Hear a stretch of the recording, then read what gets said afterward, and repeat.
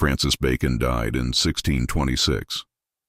But if he walked into 2025, if he saw social media, corporate structures, digital communication, algorithmic influence, he wouldn't be confused. He'd be excited.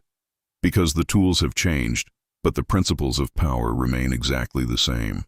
And those principles, applied with modern technology, would make him even more dangerous today than he was 400 years ago.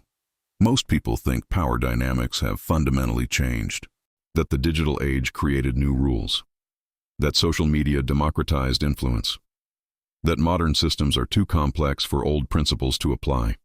They're wrong. Power still flows to those who understand human psychology, who control information, who position themselves strategically, who exploit systems rather than complain about them. The mechanisms are different. The principles are eternal. So let's do something dangerous. Let's take Francis Bacon's understanding of power and translate it into 21 specific rules for dominating in the modern world. Not historical theory, practical tactics you can use today. This is how Francis Bacon would outsmart everyone in 2025. Rule 1. Control your digital footprint like you control your reputation.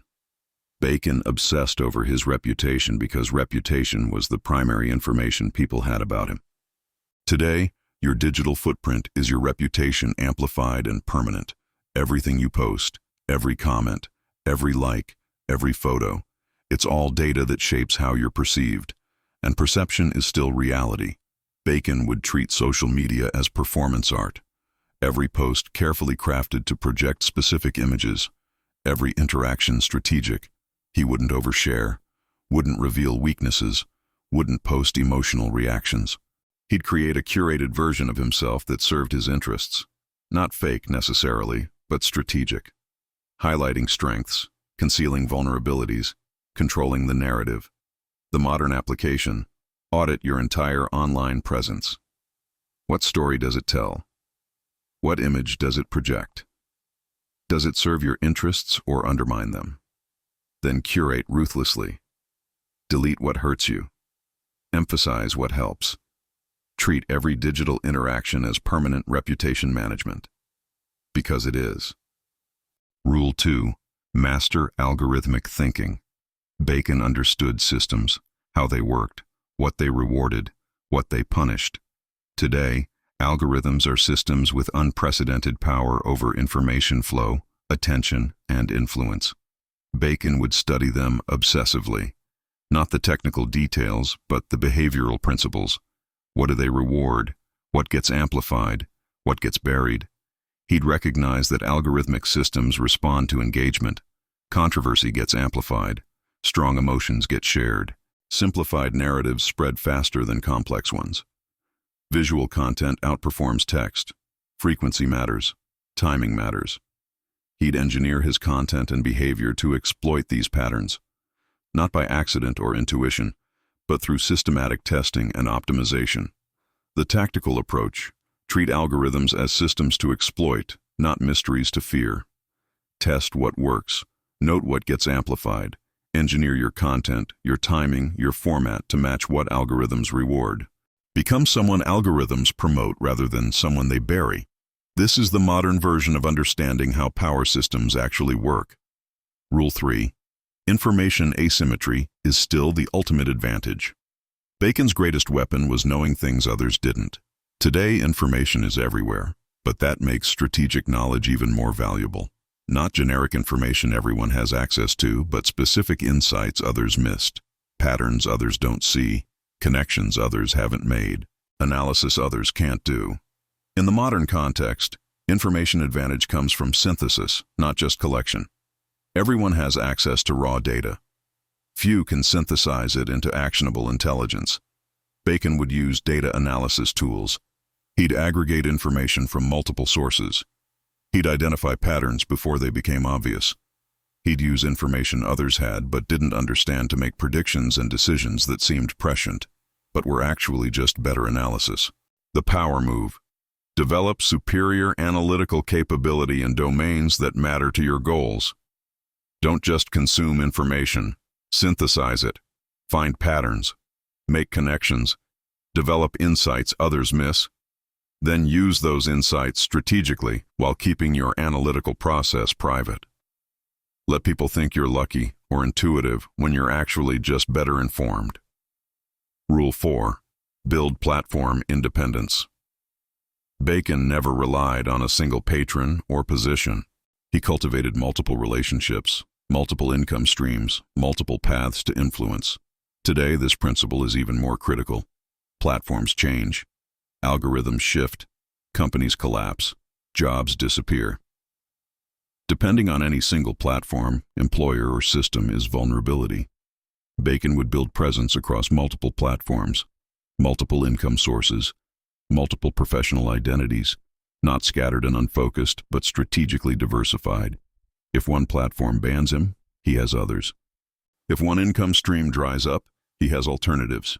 If one professional identity becomes toxic, he has others to fall back on. He's building optionality and resilience through systematic diversification. The strategic implementation: identify single points of failure in your current setup. Too dependent on one platform for audience?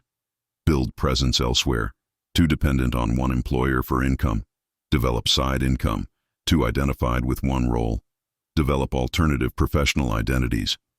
Platform independence is modern power because it means you can never be fully controlled or shut down.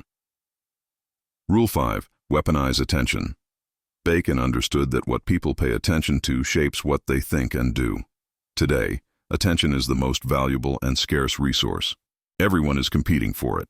Algorithms are optimized to capture it. Whoever controls attention controls influence. Bacon would recognize this immediately and build systems to capture and direct attention. This doesn't mean being loud or controversial for its own sake. It means understanding attention economics. What captures attention? What holds it? What directs it where you want it to go? Visual content, stories, conflict, novelty, emotion, simple narratives in complex situations. Bacon would use all of these strategically, not randomly, but as tools for directing collective attention toward outcomes he wants. The dark application: you're not just trying to get attention, you're trying to direct where others place their attention. Away from your weaknesses, toward your strengths, away from information that harms you, toward narratives that serve you. You're managing collective attention as a strategic resource. This is propaganda, but everyone's doing it. The question is whether you're doing it consciously and effectively, or letting others do it to you. Rule 6. Master the art of digital manipulation. Bacon was a master manipulator in face-to-face contexts. Today, digital manipulation is even more powerful because it scales. You're not just influencing individuals through direct interaction, you're influencing masses through indirect mechanisms they don't even notice. This includes using social proof through fake or cultivated engagement to make positions seem popular, using algorithmic amplification to make messages seem more prevalent than they are, using anonymity and sock puppets to create the illusion of consensus, using timing and coordination to dominate news cycles, using emotional triggers to bypass rational evaluation. These are all forms of manipulation that work even better digitally than they did face-to-face because they're harder to detect and easier to scale. The ruthless truth: everyone with power uses these techniques. Politicians, corporations, activists, influencers. The only question is whether you understand them well enough to use them yourself and defend against them when used against you. Bacon would master digital manipulation not because he's unethical, but because refusing to use effective tools while others use them is strategic stupidity. Rule 7. Create multiple personas for different audiences. Bacon understood that different audiences require different presentations. The way you present to the king is different from how you present to Parliament, is different from how you present to scholars. Today, this principle is amplified because you can literally maintain different personas on different platforms for different audiences simultaneously. One persona for professional networking, another for political engagement, another for creative work, another for personal relationships, each optimized for its audience, each serving different strategic purposes. each compartmentalized so that damage to one doesn't spread to others. Bacon would recognize this as an evolved version of the code switching he practiced in physical spaces. The strategic setup: don't try to be one thing to all audiences. Segment your presence. Create audience-specific personas. Use different platforms or accounts for different purposes. This isn't being fake. It's recognizing that strategic self-presentation has always required adapting to your audience, and modern technology makes that adaptation easier and more effective. Rule 8. Understand that virality is engineered, not accidental. Bacon would recognize immediately that while viral content seems spontaneous, it's actually quite predictable. Certain patterns consistently spread. Certain emotional triggers consistently engage. Certain formats consistently amplify. And once you understand these patterns, you can engineer virality rather than hoping for it. Emotional content spreads faster than rational content. Outrage spreads fastest of all. Simple narratives spread faster than complex ones. Visual content spreads faster than text. Content that confirms existing beliefs spreads faster than content that challenges them. Content formatted for easy sharing spreads faster than content that requires effort. Bacon would systematically use these principles to engineer spread of messages he wants amplified. The tactical application: if you have a message you want spread, don't just post it and hope. Engineer it for virality. Make it emotional. Make it simple. Make it visual. Make it confirm beliefs your target audience already has. Make it easy to share. Then seed it strategically in communities where it's likely to spread. Virality is a science, not luck. Bacon would master that science. Rule 9. Data is the new gold. Mine it. Bacon believed knowledge was power. Today, data is knowledge at scale. Every interaction online generates data about behavior, about preferences, about psychology, about patterns. Those who can collect, analyze, and exploit this data have enormous advantages over those who can't. Bacon would use every available tool to collect data on people he needed to understand or influence, not illegally, but using all the data that's legally available. Social media behavior, public records, purchase patterns, network analysis. He'd use this data to understand people better than they understand themselves, to predict their behavior, to identify leverage points, to craft influence strategies with precision impossible in his own era. The modern approach: develop data literacy, learn to use analytical tools, understand how to extract insights from behavioral data. Whether you're in sales, politics, business, or any domain where influencing others matters, data-driven understanding of your targets gives you massive advantages. Bacon would be a data scientist today because data is how you achieve the information asymmetry that creates power. Rule 10. Build networks, not just relationships. Bacon didn't just cultivate individual relationships. He thought in terms of networks, how people connected to each other, who had access to whom, how information and influence flowed through social structures. Today, network thinking is even more important because networks are visible and analyzable in ways they never were before. Bacon would map his social networks digitally.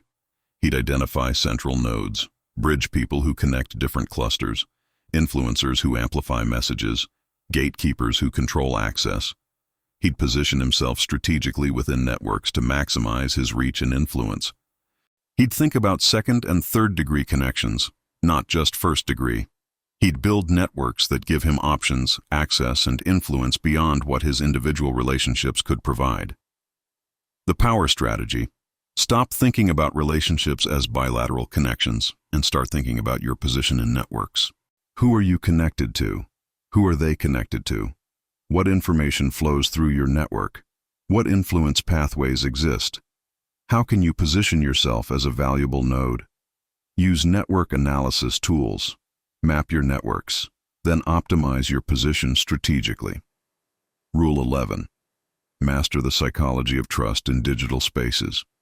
Bacon understood that trust was currency, that being trusted gave you influence and information others couldn't access.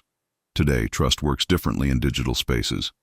It's more fragile, more transparent, but also more valuable because it's more scarce. Digital trust is built through consistency. through transparency where strategic, through delivering value repeatedly, through demonstrating expertise, through managing your reputation carefully. Bacon would understand that one scandal, one misstep, one exposed lie can destroy digital trust instantly and permanently. So he'd be even more careful about his reputation and behavior in digital spaces than he was in physical ones. But he'd also understand that digital trust can be manufactured through social proof, through testimonials, through strategic transparency, through parasocial relationships that create the feeling of connection without actual intimacy. He'd build trust as a strategic asset, knowing it could be converted to influence, to information, to opportunity when needed. Rule 12. Exploit echo chambers while avoiding your own. Bacon would recognize that social media algorithms create echo chambers where people only see information confirming their existing beliefs. Most people get trapped in these chambers. Bacon would exploit them in others while avoiding them himself. He'd understand the beliefs and triggers of different echo chambers. He'd craft messages that resonate within specific chambers. He'd use those chambers to amplify messages to target audiences. But he'd maintain his own information diet to avoid getting trapped in any single perspective. He'd deliberately expose himself to diverse viewpoints, not because he's open-minded necessarily, but because understanding how different tribes think gives him strategic advantages they lack. The tactical approach: identify the major echo chambers relevant to your domain. Understand what each believes, what triggers them, what they share. Then craft content that resonates within specific chambers when you want to reach those audiences. But never let yourself get trapped in any single perspective. Maintain epistemic diversity in your own information consumption while exploiting epistemic closure in others. Rule 13. Time your revelations strategically. Bacon never revealed everything he knew immediately. He understood that information has timing. Today, with 24/7 news cycles and instant communication, timing is even more critical. The same information released at different times can have completely different impacts. Release information when it has maximum impact, when your target audience is most receptive, when competing information won't drown you out, when you can control the narrative before others respond. Drop revelations to change subjects when conversations are going badly for you. Hold information back when releasing it would be premature or when it would benefit opponents more than you. Bacon would use social listening tools to identify optimal timing. When is your audience most active? When are competing messages least prevalent? When is attention focused where you want it? He'd schedule releases for maximum impact. He'd coordinate multiple releases to create narrative momentum. He'd use timing as a weapon to amplify impact far beyond what the information itself would achieve with poor timing. Rule 14. Control the frame in every conversation. Bacon was obsessive about controlling how situations were framed and interpreted. Today, framing is even more powerful because first frames tend to stick in fast-moving digital environments. Whoever frames a situation first often wins because changing frames requires more effort than establishing them. This means being first to respond when situations develop, being the one who explains what just happened, being the source people turn to for interpretation. Bacon would monitor situations constantly to ensure he could frame them before others. He'd have prepared frames for predictable situations. He'd be faster to respond than competitors because he understood that speed in framing matters more than depth in digital environments where attention is fleeting. The power move: develop the capability to frame situations quickly and effectively. Have frameworks prepared for common scenarios. Monitor relevant spaces constantly. When something happens that affects you, frame it immediately. Don't wait for complete information. Frame based on what you know, knowing you can adjust later if needed. Because whoever frames first typically wins the narrative battle. Rule 15. Make yourself algorithmically favorable. Bacon made himself valuable to powerful people by understanding and serving their interests. Today, algorithms are powerful actors in determining who gets attention and influence. Bacon would study what algorithms reward and make himself algorithmically favorable. This means understanding that platforms want engagement. They want people to stay on their platforms. They reward content that achieves this. Bacon would create content that serves platform interests, that keeps people engaged, that generates the metrics platforms care about. He'd optimize not just for human audiences, but for algorithmic audiences, knowing that algorithms determine whether humans ever see his content. The strategic approach: study platform dynamics. What does each platform's algorithm reward? Engagement, watch time, shares, comments. Then create content optimized for those metrics. Don't just create what you want to say. Create what algorithms want to promote. This isn't selling out. It's understanding that modern influence requires being good at working with algorithmic systems that control information flow. Rule 16. Leverage anonymity and pseudonymity strategically. Bacon sometimes used intermediaries to float ideas or attacks without direct attribution. Today, anonymity and pseudonymity are tools that can be used strategically for similar purposes: testing controversial ideas without reputation risk, making attacks without obvious attribution, building influence that isn't tied to your main identity. Bacon would maintain anonymous or pseudonymous personas for strategic purposes, not for illegal activity, but for actions where attribution would be costly, for testing messages to see how they're received before associating his main identity with them, for making arguments that serve his interests but that he doesn't want directly attributed to him. The ruthless application: develop strategic anonymity. Have ways to test ideas, make arguments, or take actions without direct attribution to your main identity. This gives you flexibility and protection that operating only under your real name doesn't provide. But manage this carefully. Connection between your anonymous and real identities, if exposed, can be devastating. Rule 17. Understand that cancellation is the modern execution. Bacon operated in an environment where political enemies could literally have you executed. Today, cancellation is the equivalent, not physical death, but social and professional death. Reputation destruction so complete that you can't function in public life. Bacon would recognize the pattern immediately and take it seriously. This means being extremely careful about any action or statement that could be used against you. Understanding that context doesn't matter once mob dynamics take over. That apologies often make things worse. That the mob needs to be avoided, not appeased. Bacon would study cancellation dynamics the way he studied political executions. Understanding who gets targeted, what triggers the mob, how some people survive and others don't. The defensive strategy: build reputation resilience. Diversify your platforms and income so cancellation from one source isn't catastrophic. Build loyal audiences who won't abandon you. Avoid unnecessary risks that could trigger mob dynamics. But also understand that sometimes refusing to apologize or engage with cancellation attempts is the only winning move. Like Bacon dealing with political attacks, sometimes the right response is strategic silence and waiting for the mob to move to the next target. Rule 18. Master the art of strategic controversy. Bacon understood that some controversy was beneficial. It got attention. It forced people to choose sides. It made you memorable, but it had to be strategic, calculated to benefit you more than harm you. Today, controversy is even more valuable because algorithms amplify it, and attention is the most scarce resource. Bacon would use strategic controversy to gain attention and influence.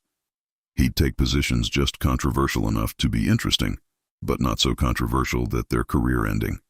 He'd pick fights with targets where winning, or even just fighting, elevates his status. He'd say things that get shared because they're provocative but defendable. He'd use controversy as a tool for growth while being careful not to cross lines that turn controversy into cancellation. The tactical balance: controversy for attention, but calculated controversy. Not random offensive statements. Strategic positions that provoke response without being indefensible. The sweet spot where you're interesting enough to get shared but not toxic enough to get destroyed. Rule 19. Build narrative immunity. Bacon would recognize that in today's world, narratives can be deployed against you as weapons. False narratives, misleading narratives, narratives that take grain of truth and blow it into something destructive. The defense is building narrative immunity before you need it. This means establishing a strong, consistent public narrative about who you are. building a track record that contradicts false narratives before they're deployed, creating relationships and reputation that make false narratives less credible, having loyal audiences who defend you against narrative attacks, having alternative platforms to push your counter-narrative when main platforms turn against you. Bacon would build narrative immunity systematically, not waiting for attacks, building the defensive infrastructure before he needed it, so that when narrative weapons were deployed against him, they'd bounce off established counter-narratives and loyal defenders. This is reputation management at the strategic level, building defenses before you're under attack. Rule 20. Exploit the preference for simple narratives. Bacon observed that people prefer simple explanations, even when reality is complex. Today, this is even more true. Complex nuance doesn't spread on social media. Simple narratives do. Good versus evil. Us versus them. One cause explaining everything. Bacon would ruthlessly exploit this while maintaining his own understanding of complexity. He'd craft simple narratives that serve his interests. Even when the reality is complex, he'd present simplified versions that are emotionally compelling and easy to share. He'd know that truth is less important than narrative power in winning public opinion. So he'd optimize for narrative power, knowing that complex truth loses to simple fiction in the attention economy. The dark skill: develop the ability to take complex situations and create simple narratives that serve your interests. Not lies necessarily, but strategic simplification, emphasis on certain facts and de-emphasis of others. Framing that shapes interpretation. You maintain your own complex understanding while giving others simple narratives that move them in directions you want. Rule 21. Never stop learning. The new tools. Bacon's final rule, the meta rule that makes all others possible. He never stopped learning, never assumed he understood enough, never got comfortable with existing knowledge while the world changed around him. Today, this is even more critical because tools and platforms and tactics evolve constantly. Bacon would be constantly learning new platforms, new tools, new techniques, new psychological research, new data analysis methods, new communication strategies, not becoming an expert in everything, but maintaining awareness of what's possible and what's effective, staying ahead of the curve on tools and tactics that could give him advantages or that others might use against him.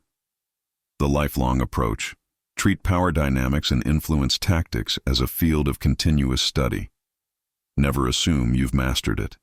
Never get comfortable. The moment you stop learning is the moment others start passing you. Bacon would be learning until the day he died because he understood that power requires constant adaptation to changing contexts and tools. Synthesis, the modern Machiavellian. These 21 rules aren't just historical curiosities. They're a complete operating system for power in the modern world. Francis Bacon, transplanted to 2025, would recognize that human psychology hasn't changed, power dynamics haven't changed, the fundamentals of influence haven't changed. Only the tools and platforms are different. And those new tools?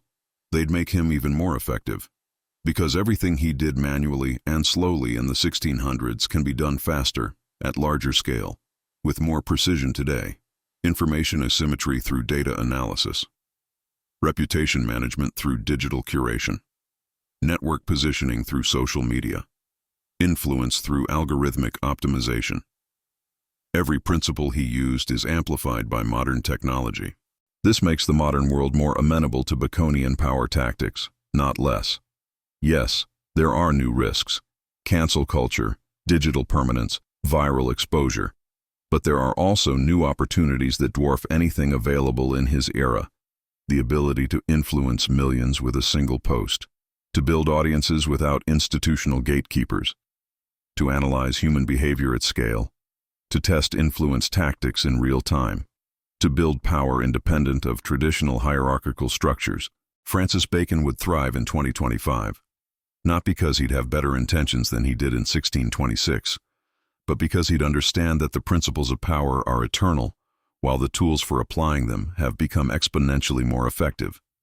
He'd see modern platforms not as threats to traditional power, but as force multipliers for those who understand how power actually works. Your choice. Most people will read these 21 rules and feel uncomfortable.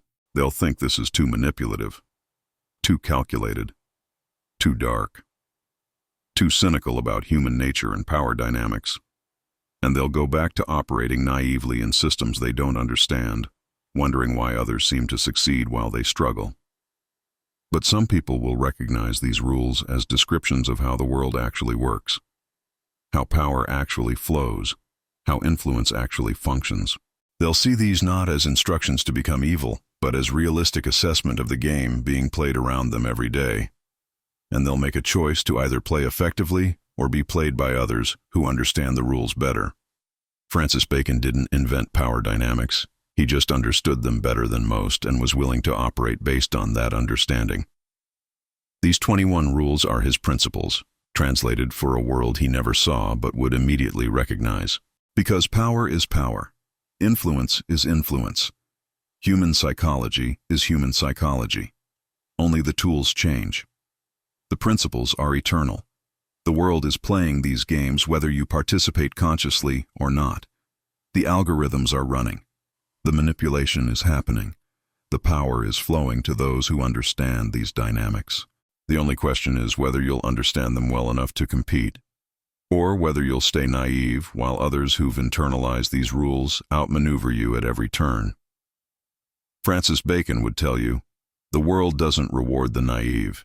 It rewards the strategic. And these 21 rules, they're the foundation of modern strategy. Use them wisely.